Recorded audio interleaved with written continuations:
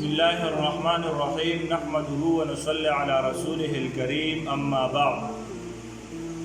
تاسو د سبق نمبر 1 نه تر سبق نمبر 7 پورې ویل دي ٹھیک شو او هغه تاسو تفصیل سره ویل دي. لومبه تاسو ویلو پړی حرکات، بیا تاسو ویلو تنوین، بیا تاسو کړي حرکات، بیا حروف مده، بیا حروف لین، بیا سکون او بیا تشدید. دا سبقونه تاسو ویلیو او د دې مشقونه هم تاسو کړیو.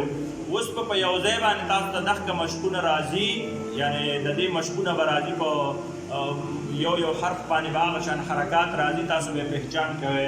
دې ته ګورئ، دا به څه شي؟ دا به څه شي؟ دا به څه شي؟ دا به څه شي پورا؟ ٹھیک شو، با بی بو.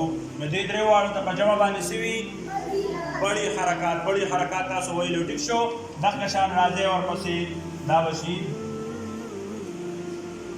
دا به څه شي؟ بادو زبر بنو. ٹھیک شو، دا به څه شي؟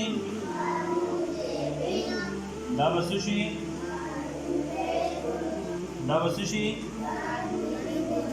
ٹھیک شو، ټول وایه ښه په تیزه وایه. دا به څه شي؟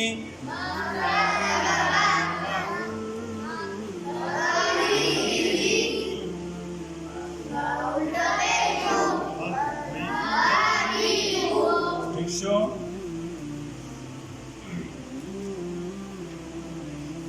دا څه شو؟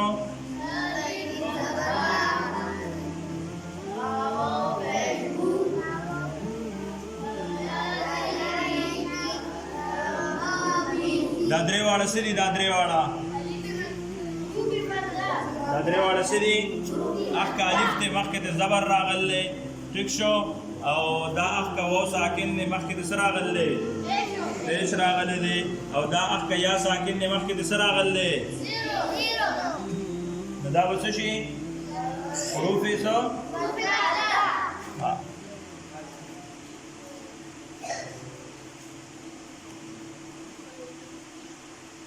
دا به څه شي؟ دومره به اوږدوئ.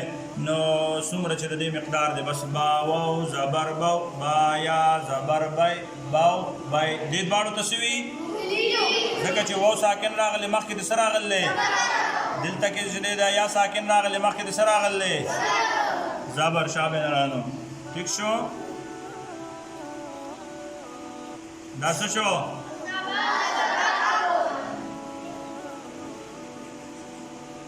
دا څه شو؟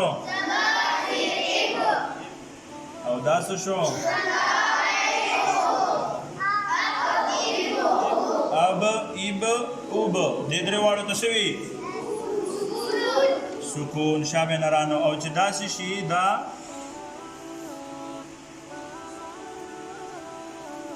حمزه با دا به څه شي؟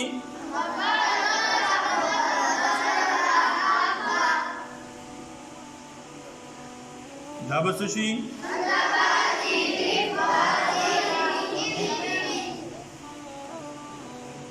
او دا به څه شي؟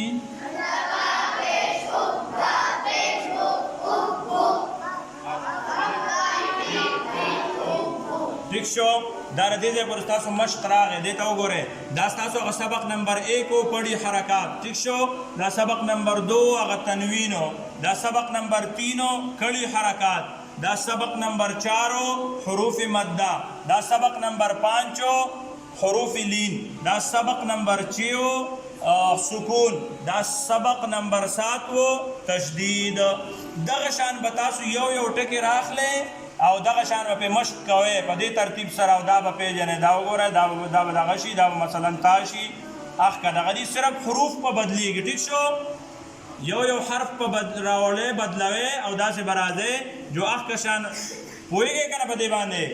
دا تا راغی، دا به هم دا تا دو زیر تین اخکشان تا دو زیرتین تا دو پیشتون ٹھیک شو دا چې کوم دی نو دا بدلیږي دغه شان حروف داسې بدلوي ورته دا به هم تا کې دا تا دغه شان بیا ثا بیا جیم بیا ح ٹھیک شو دا ټول مشق په تاسو د اوه سبقونه به تاسو راخلی او د دې ځای نه واخله تر دې ځای پورې یعنې پوره اوه سبقونه به تاسو د با کا ثا تر یا پورې به د دې مشق وکړئ په دې طریقې سره پوه شوئ که نه. آج ہم نے مشق پڑھا ہے اس کا جو مطلب ہم نے 7 سبق پڑھے ہیں. یہ جو بڑی حرکات ہے یہ تنوین ہے اور یہ جو کڑی حرکات ہے اور یہ حروف مدہ ہے یہ حروف لین ہے اور یہ سکون ہے اور یہ جو ہے تشدید ہے. تو اس پر جو ہے یا تک مشق کرنا ہے ٹھیک ہے. وہ پورے جو سبق نمبر 1 2 3 4 5 6 7 وہی جو ہم نے حرکات پورے جو بڑی حرکات ہے اور یہ جو ہے تنوین ہے یہ پورے جو ہم نے سبق پڑھی ہے جو اس کے مطابق جو آپ لوگوں نے مشق کرنا ہے یا تک تو انشاءاللہ آپ لوگوں کو پوری طرح سمجھ میں آ جائے گی کہ کس طرح پڑھنا ہے اور کس طرح نہیں پڑھنا ہے. تو اس پر انشاءاللہ مشق کریں. جزاک اللہ.